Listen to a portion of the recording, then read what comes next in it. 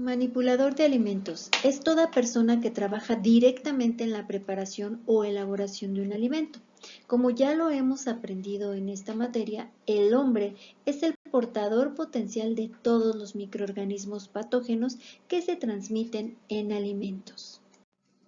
Recordemos, como ya lo hemos mencionado, que la manipulación de alimentos es una acción que ejerce el preparador de estos y que debe de estar inmiscuido desde su origen del alimento, así como su recolección, elaboración, hasta la preparación del consumo final. Este camino es la cadena alimentaria o también conocido como trazabilidad.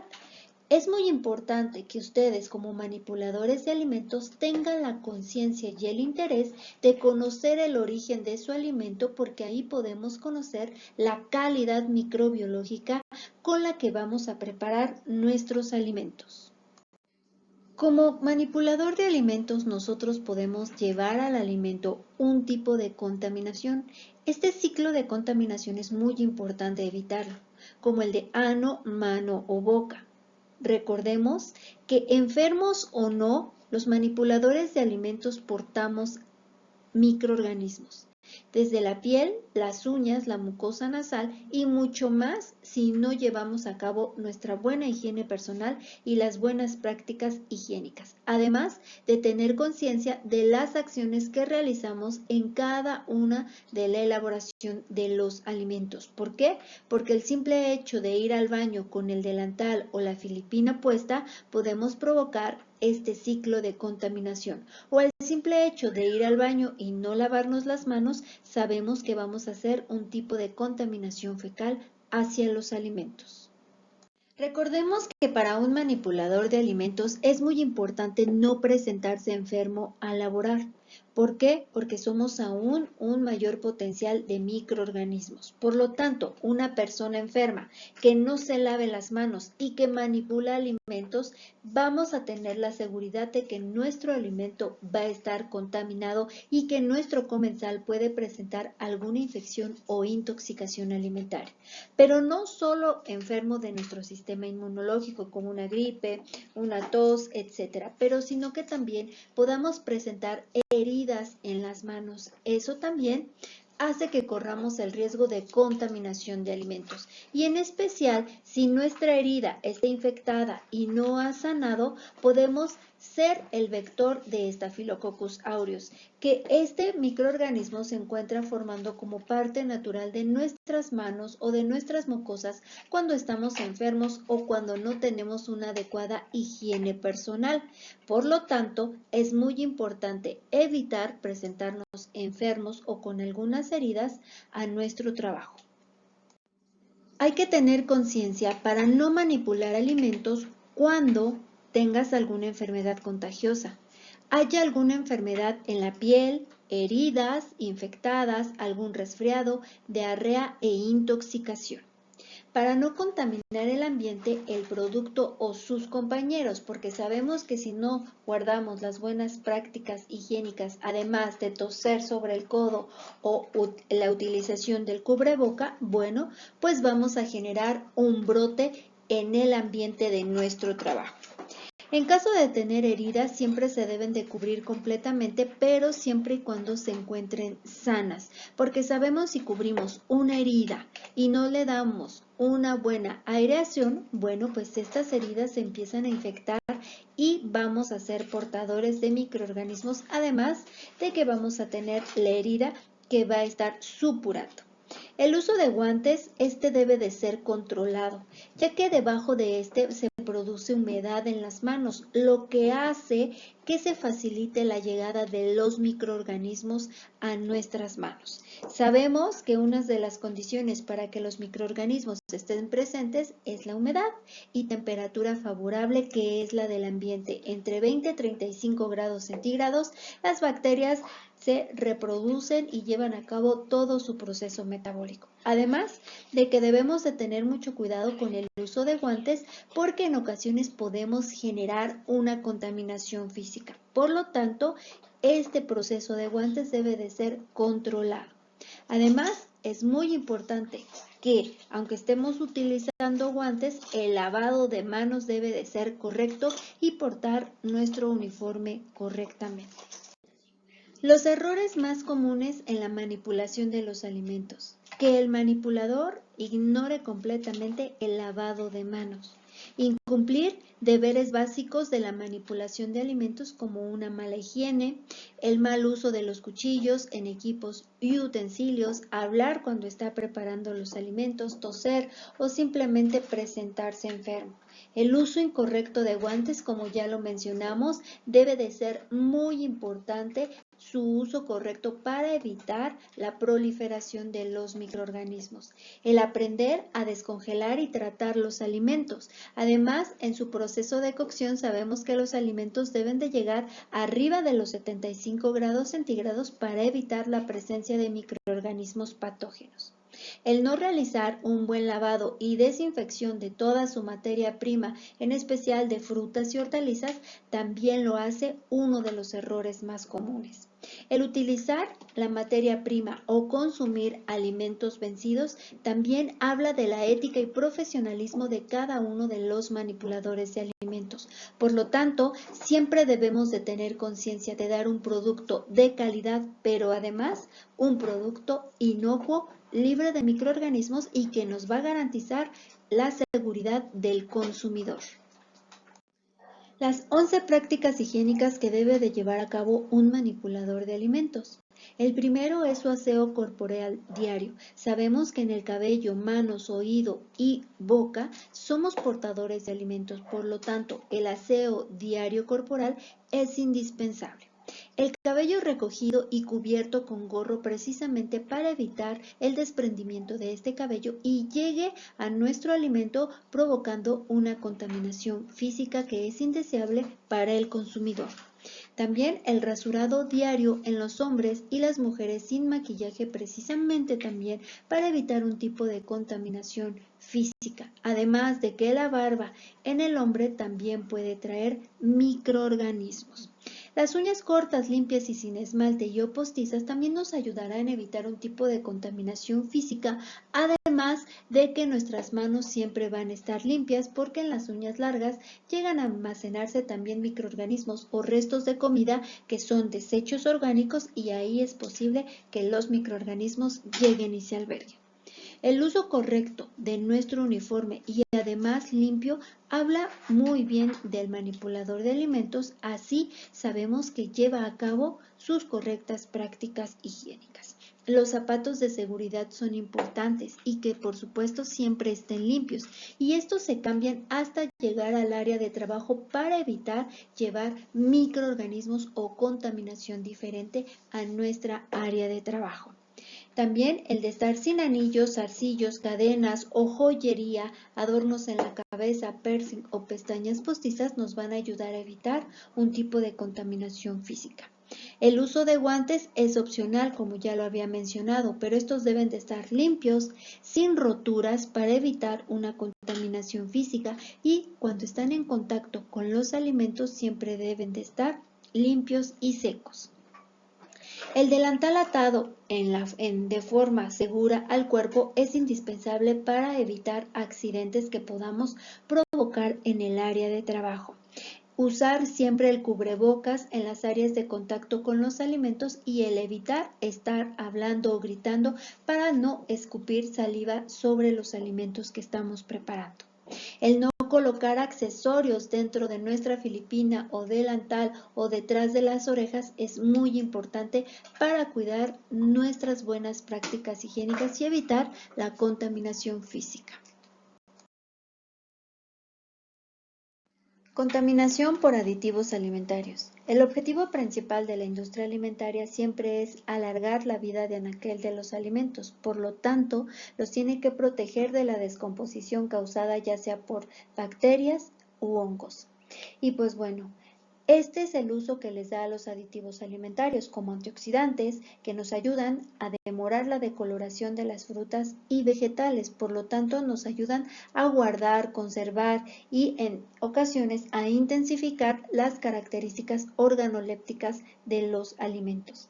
En general, para que los alimentos sean más atractivos y sabrosos para el consumidor. Ese es el uso que se le da a los aditivos. Los aditivos en alimentos en ocasiones se utilizan para ocultar inferioridad en ellos y hacen que tengan una mejor apariencia, lo que se le llama una adulteración en el alimento. También son dañinos para la salud porque pueden no ser puros, pero además el utilizarlo en una cantidad excesiva también los hace tóxicos para los consumidores. ¿Hay efectos dañinos de los aditivos? Sí, generalmente pueden causar enfermedades crónicas y degenerativas. También cuando los aditivos se originan de materiales contaminantes y el aditivo no lo es. Por lo tanto, siempre la industria alimentaria debe de vigilar el uso correcto y las cantidades adecuadas para la conservación de los alimentos. Por este motivo, las reglamentaciones principales deberían contener disposiciones que determinen la seguridad, que prohíban el fraude y el engaño al consumidor, mediante su numeración de sus niveles de uso en alimentos y, por supuesto, el grado de pureza. Tenemos el ejemplo de un antioxidante que se utiliza en la industria de los aceites vegetales. Su nombre químico, terbutilhidroquinona, que es conocido como TBHQ o hidroquinona terciaria. Este es un antioxidante sintético que se deriva del fenol y se utiliza mucho como aditivo alimentario. Pero los organismos encargados, en este caso la FAO y lo que es el Códex Alimentario, nos han marcado cierta utilización de lo que es el TBQH en cantidades menores a 0.02% para evitar que se vuelva tóxico o dañino para los consumidores. En el caso de una cantidad mayor, bueno, pues no es recomendable en mujeres embarazadas y niños. Este antioxidante se usa mucho en lo que son la goma de mascar, aceites vegetales, en alimentos con fritura y estos pues provoca un alto colesterol en sangre, problemas de metabolismo en el hígado, se acumula en la grasa del cuerpo. Por lo tanto, siempre es indispensable conocer las cantidades adecuadas de los alimentos de los aditivos, para que no se conviertan en un contaminador. Esta es una lista de aditivos que han sido aceptados y los marcan con la letra E mayúscula siempre a los aditivos y nos marcan como los peligrosos, los de dudosa procedencia pero aceptables y los naturales. Esto es muy importante que nosotros tengamos en cuenta para conocer qué es lo que estamos comiendo y qué es en ocasiones lo que nos está dañando. Los organismos encargados de vigilar el uso adecuado de los aditivos es el Códex Alimentario y lo que es la FAO. Estos organismos estudian con precisión el uso y sus propuestas de cada aditivo en base tecnológica y en la seguridad del consumidor. Cada uno de estos análisis es muy costoso. A la industria alimentaria lo llevaría a la quiebra si ella misma hace estos análisis. Por lo tanto, estas dos organizaciones a nivel mundial son las encargadas de dar esta lista que anteriormente les mostré para saber cuándo un aditivo es de dudosa procedencia. Ellos llevan a cabo la evaluación científica y lo dan mediante el asesor del comité.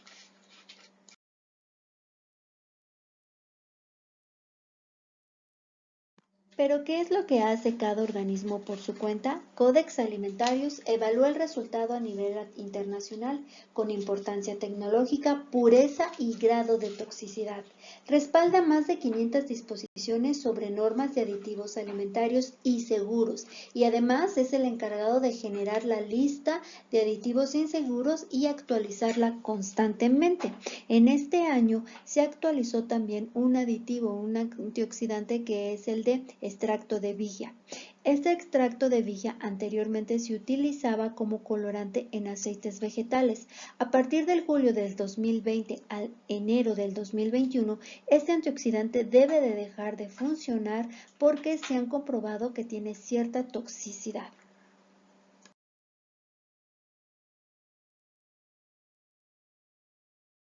Nuestro siguiente tema son los ingredientes o control de materias primas. Sabemos que en los establecimientos que preparan o elaboran alimentos, bebidas o suplementos alimenticios se debe de inspeccionar y clasificar sus materias primas e insumos antes de la elaboración o producción del alimento. ¿Cuáles son esas medidas que se deben de utilizar precisamente para la utilización de los ingredientes o materias primas? Es que las materias primas que ostenten fecha de caducidad vencida no se deben de utilizar para darle una mejor calidad y presentación a nuestro producto, además de cuidar siempre las características organolépticas. Se debe de tener identificadas cada una de las materias primas, excepto aquellas cuya identificación sea evidente, que quiere decir que estén golpeadas o que estén abiertas o que vengan ya sin humedecidas o más importante que en la cadena de frío, si estamos hablando de un producto congelado o refrigerado, se haya roto. Por lo tanto, en lo que es la recepción de materia prima debemos de tener bien identificado cada uno de los parámetros de nuestros productos. No debemos aceptar materia prima con envases que no garanticen su integridad o que esto se vea que haya sido violado.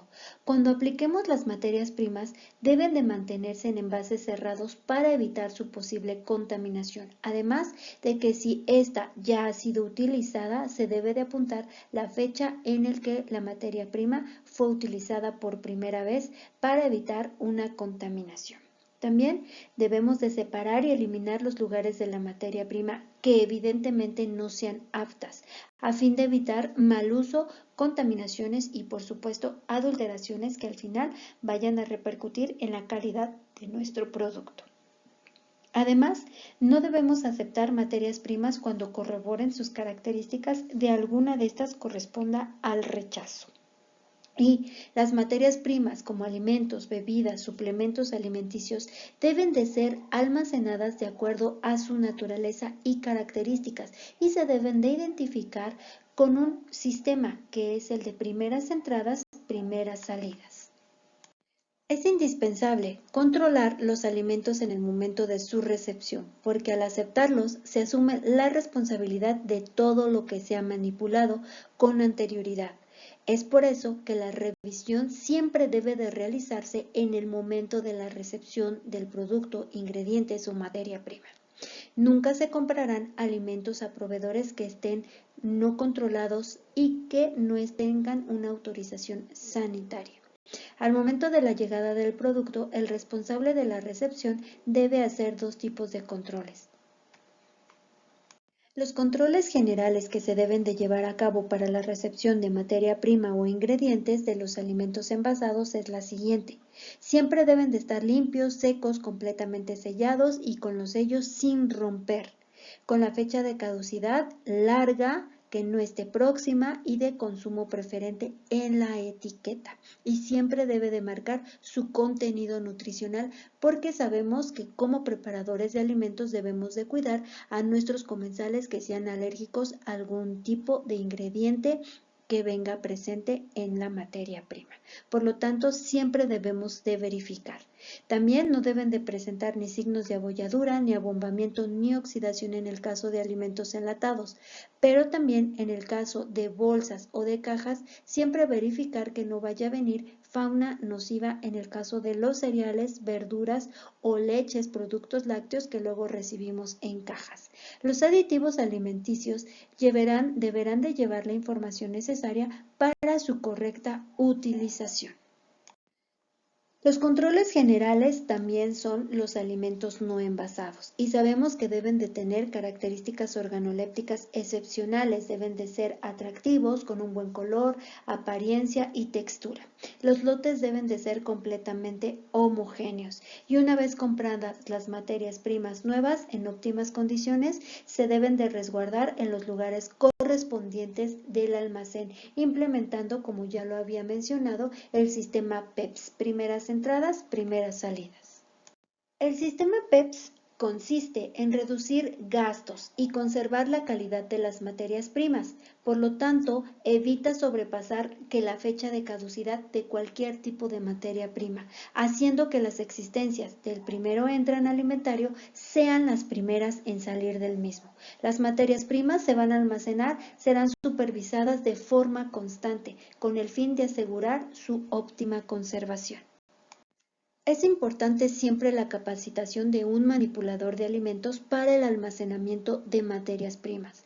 ¿Cómo se deben de almacenar? En almacenamiento de productos en refrigeración siempre se debe de tener en una temperatura de 0 a 5 grados centígrados. Las cámaras siempre deben de estar limpias y ordenadas y evitar la presencia de olores porque estos se llegan a mezclar en las cámaras de refrigeración. No colocar productos debajo de los condensadores y siempre los productos vegetales, embutidos, queso y yogur van por separado. En los almacenamientos a temperatura ambiente siempre se debe de almacenar en anaqueles y debe de estar separado de 15 a 20 centímetros del suelo y del techo. Las áreas siempre deben de estar limpias, ordenadas y sin polvo. Se sugiere que se evite el uso de cartones o de costales porque puede provocar la llegada de plagas al almacén. También se debe de revisar su fecha de vencimiento y las latas que no se encuentren golpeadas porque sabemos que algunas latas golpeadas pueden provocar la oxidación o el contacto directo del alimento con el óxido de la lata y generar una contaminación. O en el caso de que se nos llegue a golpear una lata, sea bombache, pues sabemos que tenemos la presencia de Clostridium botulinum, que es un microorganismo patógeno y mortal para los seres humanos. El almacenamiento en congelación. Es muy importante mantener nuestro alimento a menos 18 grados centígrados. En la recepción, siempre cuidar que no rompa la cadena de frío, ni los congelados ni los alimentos en refrigeración. Por supuesto que las cámaras también deben de tener un mantenimiento limpio y ordenado, sin acumulación de hielo en pisos, paredes y techos. Los productos vegetales procesados y carne congelada siempre etiquetada y nunca debemos dejar combinarlo porque sabemos que estos absorben olores y sabores.